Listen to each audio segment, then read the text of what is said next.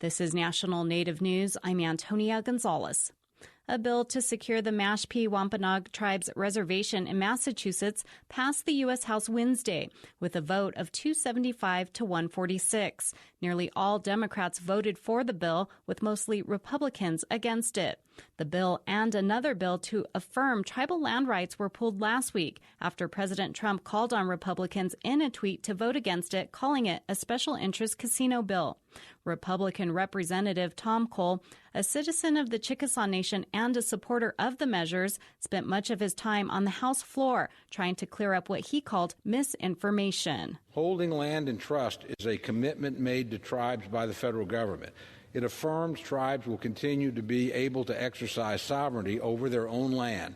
That is really all this issue is about today, whether or not the Mashpee Wampanoag will be able to exercise their own sovereignty over their own land. Unfortunately, some opponents of this bill are doing so because they are viewing this issue through a purely political lens, rather than what our own Constitution says about tribal sovereignty. This isn't a bill about a particular use for the land, and it isn't a bill about particular members of this institution or of the Senate. Instead, this is a bill about keeping federal promises to tribes. Cole sponsored the other bill, which also passed, to reaffirm the authority of the Secretary of the Interior to take land into trust. In a public statement, Mashpee Wampanoag Chairman Cedric Cromwell thanked the House and said it's a big step for his people. He added, onward to the Senate. Native groups and Democrats are calling on the Senate to take up both measures as opponents raise concerns over gaming. Federal officials held a listening session on tobacco and e-cigarettes Wednesday in New Mexico at a National Tribal Public Health Summit in Albuquerque. Representatives from the Centers for Disease Control and Prevention heard concerns about increased use of e-cigarettes among young people and worry it could lead to addiction to tobacco, alcohol, and other drugs. Concerns were also raised over the lack of research and data on the electronic device. American Indian Cancer Foundation CEO Chris Rhodes took part in the session. The information that's out on e-cigarettes is confusing. It's confusing for the youth and for parents and even for health professionals. It's hard to discern which of it makes sense, when an e-cigarette is an e-cigarette, what counts, and what are the actual harms, and whether or not there's nicotine in there. So the education is absolutely critical, and then the research at getting at what is in these products and how many of our youth are using them and the impacts on them. Those investments are being made and are moving forward, just not fast enough.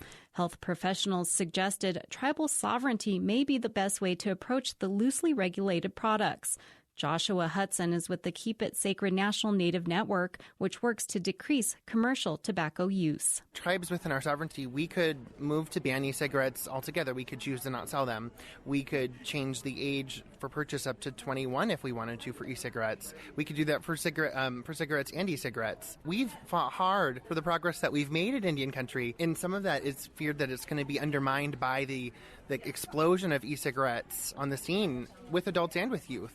Tribal leaders asked for funding and educational resources to help address e-cigarette use in their communities.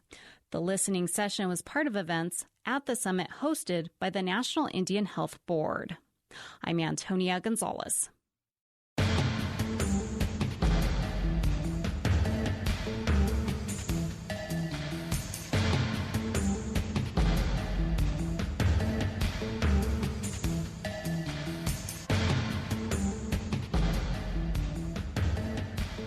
National Native News is produced by Koahnic Broadcast Corporation with funding by the Corporation for Public Broadcasting. Support by the law offices of Sonosky, Chambers, Saxe, Miller, and Monkman, a national tribal rights law firm with offices in Washington, D.C., New Mexico, California, and Alaska, and online at www.sonosky.com.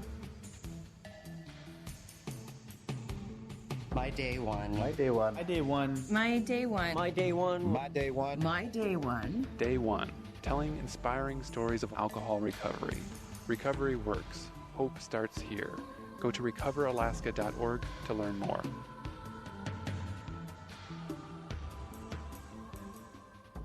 Native Voice One, the Native American Radio Network.